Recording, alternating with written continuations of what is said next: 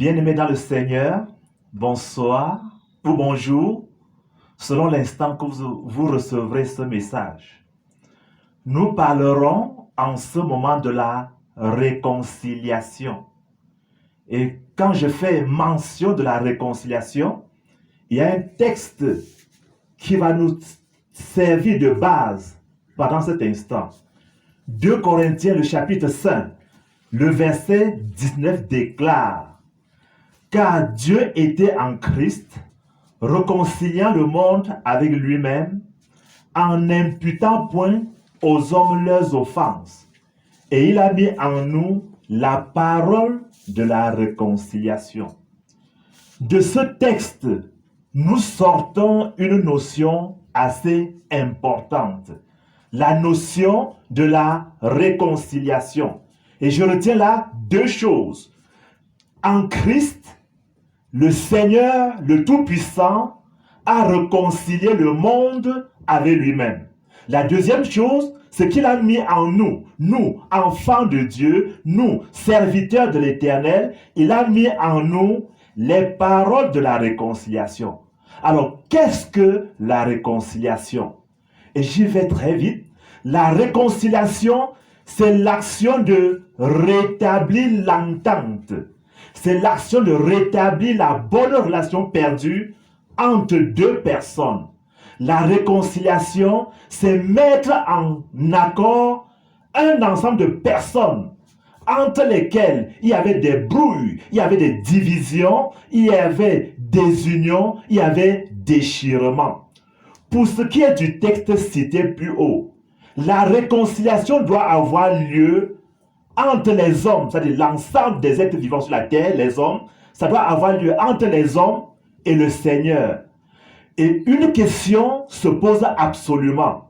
Pourquoi parler aujourd'hui de la réconciliation et surtout de la réconciliation entre Dieu et les hommes? En effet, et c'est clair, c'est clairement mentionné dans la Bible, en effet, entre Dieu et les hommes, la relation n'est plus très bonne. La relation n'est plus très bonne. Pourquoi? Parce qu'il y a un désaccord entre Dieu et les hommes. Il y a brouille entre Dieu et les hommes. Il y a division entre Dieu et les hommes. Il y a désunion entre Dieu et les hommes. Et que je vous dise, cela est arrivé le jour où Adam et Ève ont écouté le mensonge du malin. C'est arrivé le jour où Adam et Ève ont désobéi et directement, cela a déclenché cette séparation entre Dieu et les hommes. Et que je vous dise, le pire est arrivé, selon qu'il est écrit. L'Éternel Dieu donna cet ordre à l'homme. Tu pourras manger de tous les arbres du jardin, mais tu ne mangeras pas de l'arbre de la connaissance du bien et du mal, car le jour où tu en mangeras, tu mourras. Nous sommes dans Genèse le chapitre 2, les versets 16 et 17. Malheureusement, c'est ce qui est arrivé malheureusement. Et depuis ce jour, beaucoup de choses sont arrivées dans le règne des hommes. Je vais citer en passant quelques situations. Le malheur et la malédiction ont pris leur place dans le règne des hommes. Depuis la désobéissance d'Adam et Ève, que je vous dise, le monde va de malheur en malheur. Que je vous dise, le coronavirus, le Covid-19 est une preuve palpable que les hommes vont aller de malheur en malheur. Autre conséquence de la désobéissance de l'homme, c'est le vagabondage et l'errance. Le vagabondage et l'errance. Que je vous dise, depuis Adam et Ève, et en fonction de leur gravité de désobéissance et autres, que je vous dise, l'être humain s'est installé dans le vagabondage. Il peut aller ça et là, cherchant ce qu'il ne trouvera jamais. Il peut aller errer ça et là, cherchant ce qu'il ne trouvera jamais, ni dans l'argent, ni dans les relations, ni dans la célébrité, ni dans la renommée, ni dans l'argent, et ni dans les biens matériels. Que je vous dise, à cause de la désobéissance de Adam et Ève, l'humanité s'est installée dans cette situation catastrophique. Et la vanité a pris place dans le règne des hommes. Toute chose a perdu sa valeur réelle. Et depuis ce jour, sans Dieu, rien n'a plus de valeur réelle. Et on assiste à partir de ce moment, la course effrénée après l'argent. La course effrénée après les biens matériels. La course effrénée après les relations humaines. La course effrénée pour d'autres après l'alcool, après les drogues, après les hommes, après les femmes. Et jusque-là, parce que le niveau n'a pas atteint son comble, on arrive à la course effrénée des hommes qui courent après les hommes et des femmes qui courent après les femmes. C'est la preuve par neuf que la vanité s'est installée dans le règne des hommes. La vanité, c'est quoi? Lorsqu'on aspire à une chose, elle est belle, elle est juteuse, elle est pleine de bonnes choses. Mais le jour qu'on l'a, immédiatement, la chose perd sa valeur. Et rapidement, on court après autre chose. Depuis la désobéissance d'Adam et Ève, que je vous dise, il y a eu ce qu'on appelle la perte de la paix. Et la peur s'est installée dans le cœur des hommes. Et vous pouvez vous rendre compte avec moi. Le monde est rempli de peur. On a la peur de mourir. Il y a la peur des guerres. Il y a la peur des épidémies. La peur du voisin. La peur de sa femme. La peur de son mari. Dans le règne des hommes, depuis Adam et Ève, la peur est entrée dans le règne des hommes. Et je finis par la plus grande catastrophe qui puisse avoir lieu. Il y a eu la mort. La mort est entrée dans le règne des hommes. L'homme, en fait, ne devait pas mourir. Mais depuis la désobéissance de Adam et Ève, la mort est entrée dans le monde. Et tous les jours, nous perdons des êtres qui nous sont chers, des femmes, des époux, des enfants, des collègues, et les voilà qui sont partis dans l'au-delà, emportés par la mort. Et que je vous dise, il y a une mort plus grave dont on ne prend pas en compte, la mort spirituelle, qui est la séparation éternelle avec Dieu. Telle est la situation de l'homme aujourd'hui. Et nous trouvons ici, dans ce que nous venons de relever, nous trouvons là la nécessité de la réconciliation. Et je profite pour dire à ceux qui nous écoutent maintenant, tant qu'on n'est pas réconcilié avec Dieu, on va connaître les mots que je viens de citer. Tant qu'on n'est pas réconcilié avec Dieu, on va connaître la mort, on va connaître la perte de la paix, la perte du bonheur. Tant qu'on n'est pas réconcilié avec Dieu, on va connaître le malheur. On va entrer dans la vanité. Et désormais, rien ne suffit. On va vous donner une voiture, il en faudra 2. On va vous donner 2, il en faudra 4. Et on va vous donner 4, il en faudra 8. Et c'est comme ça que l'homme est installé dans la vanité. Et ici se trouve la nécessité de la réconciliation. Maintenant, comment doit se passer la réconciliation? C'est en 2 temps. En matière de réconciliation, il y a la part de Dieu. En réalité, ce qui s'est passé, Dieu n'y était pour rien. Il a pris la peine d'avertir Adam et Ève. Et ils n'ont pas écouté. Dieu n'y était pour rien. Mais la bonne nouvelle, la grande nouvelle de tous les temps, c'est que Dieu n'a pas laissé l'homme à son triste sort.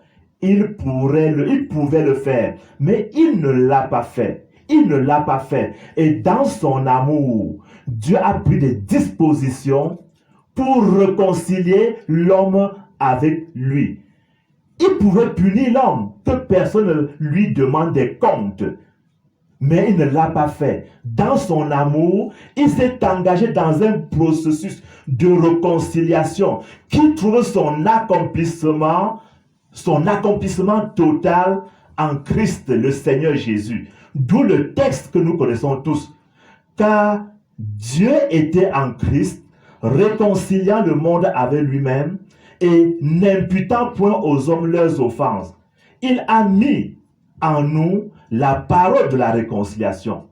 Qu'est-ce que cela veut donc dire? En Jésus-Christ, l'Éternel a trouvé le chemin de la réconciliation avec les hommes de ce monde. Et ça doit être vrai pour toi. Pour toi qui m'écoutes. Si tu es séparé de Dieu, nous voulons te dire ce soir, quand Jésus-Christ, le Seigneur, le Tout-Puissant, a trouvé le chemin de la réconciliation. En effet, par sa mort à la croix, le Seigneur Jésus-Christ a enlevé la cause même de la séparation des hommes avec Dieu. Cette cause, c'est le péché. C'est un tout petit mot, mais c'est un mot dangereux. C'est un mot aussi dangereux que les virus. C'est un mot aussi dangereux que la peste que le monde a connue. Et nous voulons insister ce soir pour dire, dans le Seigneur Jésus, par sa mort à la croix, le Seigneur a négocié la réconciliation. Il a accompli la réconciliation avec les hommes. Et si toi, tu restes séparé de Dieu, la faute n'est pas Dieu, la faute c'est toi. Car tu dois le savoir que le prix de la réconciliation est payé. Le prix de la réconciliation a été payé par le sang de Jésus qui a coulé à la croix du calvaire. Car nous savons tous, la Bible dit, Jésus était saint, il a vécu sans péché, mais il s'est retrouvé à la croix comme un malfaiteur. Comme un malfaiteur. Et là, il prenait la place des hommes pécheurs. Il prenait ta place à la croix du calvaire pour nous passer sa justification, pour nous passer la justification. Et nous voulons dire en un mot comme en mille. À la croix, le Sauveur et Seigneur Jésus-Christ a pris notre condamnation et nous a passé sa justification. Et la deuxième chose qu'il faut dire, nous venons de parler la part de Dieu. Il a fait déjà sa part. Christ est déjà mort à la croix du calvaire. Ce qui est important maintenant, c'est la part des hommes. Et la part des hommes tient en un mot, la foi. Et nous invitons tous ceux qui nous écoutent de comprendre que la foi consiste à accepter l'œuvre de Christ à la croix. La foi consiste à savoir que ce qui s'est passé à la croix du calvaire était pour chacun de nous, afin que nous puissions être capables de nous dépouiller de ce qui est mauvais, de ce qui est négatif en nous, et de revêtir la nouvelle nature que le Seigneur nous donne par la puissance du Saint-Esprit. Ça, c'était pour répondre à la question, comment doit se passer la réconciliation? Ça se passe par l'œuvre accomplie par le Seigneur à la croix du calvaire. Et la part qui te revient, la part qui me revient, c'est qu'il faut croire. Croire que Christ a porté ton péché à la croix du calvaire. Tu dois croire que par son œuvre à la croix du calvaire, tu as la possibilité d'être justifié, d'être pardonné, d'être régénéré et d'être classé parmi ceux qui aiment le Seigneur, qui sont unis au Seigneur, qui ne sont plus séparés du Seigneur Jésus. Et j'avance, mes amis, pour dire, quels sont les résultats de la réconciliation? Je vais mentionner de manière rapide 3 résultats de la réconciliation. La première chose que je vais dire, c'est que la réconciliation nous donne d'être sauvés du péché et de la mort. Ah, c'est très important. La réconciliation en Jésus nous donne d'être sauvés et du péché et de la mort. Et je vais vous lire ce merveilleux passage. Car si, lorsque nous étions ennemis, nous avons été réconciliés avec Dieu par la mort de son Fils, à plus forte raison, étant réconciliés, serons-nous sauvés par sa vie. Romains chapitre 5, verset 10. Ah, c'est très clair, c'est un verset très important. Nous étions séparés de Dieu à cause de nos péchés, lesquels ont été portés à la croix du calvaire par le sacrifice de la vie du Seigneur Jésus. Et par là, nous sommes sauvés et du péché et de la mort. Nous sommes réconciliés avec Dieu. La deuxième chose, comme résultat de la réconciliation, c'est la paix de Dieu, c'est la paix avec Dieu. Que je vous dise, et je l'ai dit tantôt, le monde vit dans la peur. Chaque soir, on doit prendre des pilules pour trouver le sommeil, parce qu'on a peur. Dans nos villages africains, les gens doivent courir chez les marabouts pour savoir ce qui les attend. On doit faire le médium, on doit consulter les voyants pour savoir ce qui nous attend le lendemain, juste parce qu'on vit dans la peur. On va avoir une certaine certitude. La bonne nouvelle ce soir, c'est qu'une fois réconciliés avec Dieu, nous avons la paix de Dieu et la paix avec Dieu. Par la réconciliation, nous avons cette paix. Et cette paix que le monde ne nous donne pas, cette paix que le matérialisme ne nous donnera pas, cette paix que l'argent ne nous donnera pas, cette paix que les copains et les copines ne nous donneront pas, cette paix que les relations ne nous donneront pas. Et je lis ce texte. Étant donc justifiés par la foi, nous avons la paix avec Dieu par notre Seigneur Jésus-Christ, à qui nous devons d'avoir eu par la foi accès à cette grâce dans laquelle nous demeurons fermes et nous nous glorifions dans l'espérance de la gloire de Dieu. Troisième résultat de la réconciliation avec Dieu, c'est on n'est plus ennemi de Dieu. S'il y a des retombées de la réconciliation avec Dieu, c'est que nous ne sommes plus ennemis de Dieu. Que je vous dise, depuis le jardin d'Éden, à cause du péché, l'homme s'est séparé de Dieu. Il est devenu ennemi de Dieu. Souvenez-vous que lorsque Adam et Ève ont péché, ils sont allés se cacher dans les branchages. Et ceux qui y communiaient tranquillement ne peuvent plus le faire. Désormais, il y a inimitié entre eux et Dieu. Et c'est la même chose jusqu'aujourd'hui. Par le monde, il y a plein de personnes qui sont ennemis de Dieu, qui sont capables de crucifier pour la deuxième fois et la troisième fois le Seigneur Jésus. Mais nous vous le disons ce soir, tant que nous restons ennemis de Dieu, nous ne pouvons pas être heureux. La vie vient de Dieu et le bonheur ne sera retrouvé qu'après la réconciliation avec Dieu. C'est pour ça que nous vous convions ce soir à vous réconcilier avec le Seigneur Jésus par son sacrifice à la croix du calvaire et vous ne serez plus ennemis de Dieu.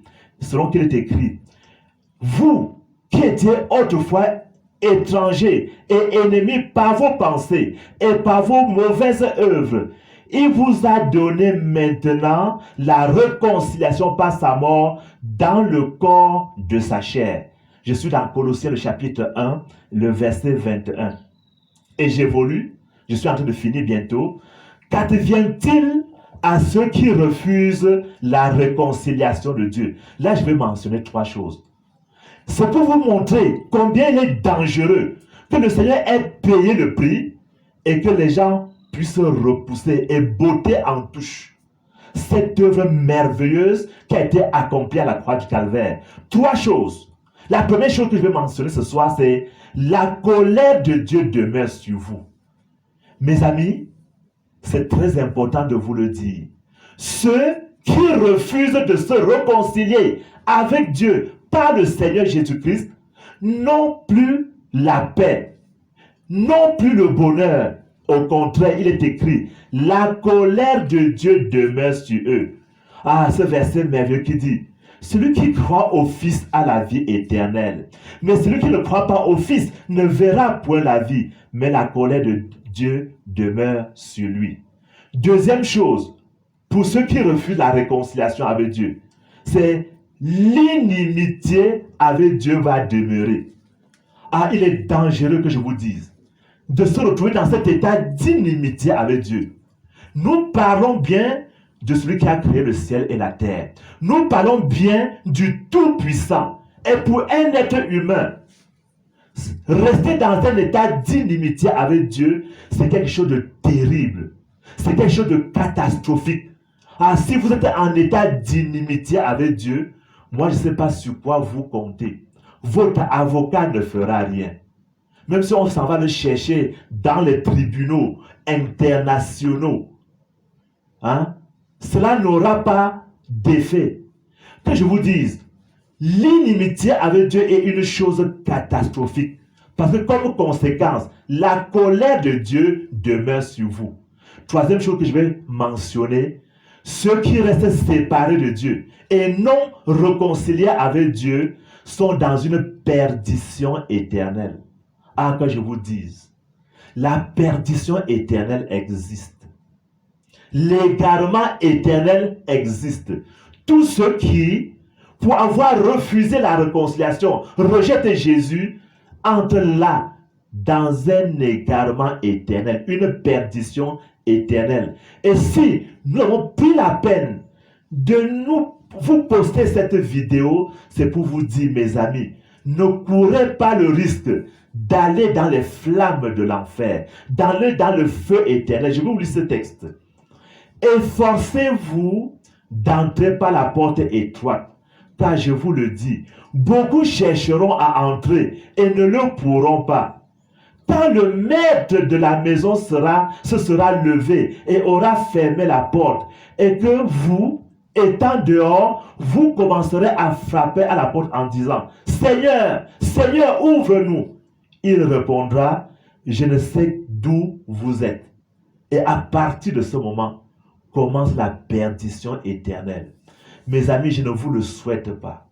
Je ne vous souhaite pas une pareille situation.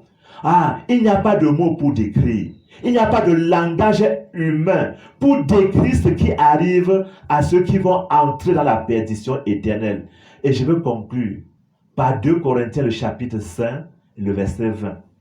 Nous faisons fonction d'ambassadeurs pour Christ, comme si Dieu exhortait par nous. Nous vous en supplions au nom de Christ, soyez réconciliés avec Dieu. Mon frère qui m'écoute, ma soeur qui m'écoute, à travers le monde, je vous dis ce soir, en tant qu'ambassadeur du Seigneur Jésus, nous vous en supplions, je vous en supplie, soyez réconciliés avec Dieu par l'œuvre que Christ a accomplie à la croix du Calvaire. Nous vous en supplions, sauvez votre âme du terrible jugement à venir. Que la paix soit avec vous dans le nom de Jésus. Et avec votre permission, je vais prier pour ceux qui nous ont écoutés. Je vais prier pour ceux qui hésitent. Je vais prier pour ceux qui sont incrédules et qui rejettent la main tendue de Dieu en Jésus-Christ pour qu'ils passent par une réconciliation, pour être en paix avec Dieu. Alors, avec votre permission que je vais prier. Dieu de grâce, Dieu de bonté, Éternel des armées, toi qui as réconcilié le monde avec toi par l'œuvre de Christ à la croix. Mon Dieu, je prie pour ceux qui nous ont écoutés. Je prie pour ceux qui nous ont regardés. Père, je prie que par la puissance du Saint-Esprit, qu'ils soient localisés où qu'ils se trouvent et qu'un miracle s'opère dans leur vie. Qu'un miracle s'opère dans leur vie et qu'ils soient brisés par la puissance du Saint-Esprit et qu'ils viennent à Jésus et qu'ils acceptent par la foi cette œuvre qui a été accomplie à la croix du Calvaire. Père, sois béni. Je crois qu'ils ne vont pas trouver de repos qu'après avoir fait ce geste. Oh Saint-Esprit, convainc-les du péché. Saint-Esprit du Dieu vivant, convainc-les du péché, afin qu'ils reviennent à toi, le Seigneur, le Sauveur du monde entier. Soyez bénis, mes amis. Soyez bénis. On va se retrouver prochainement dans un autre poste. Au nom de Jésus. Amen.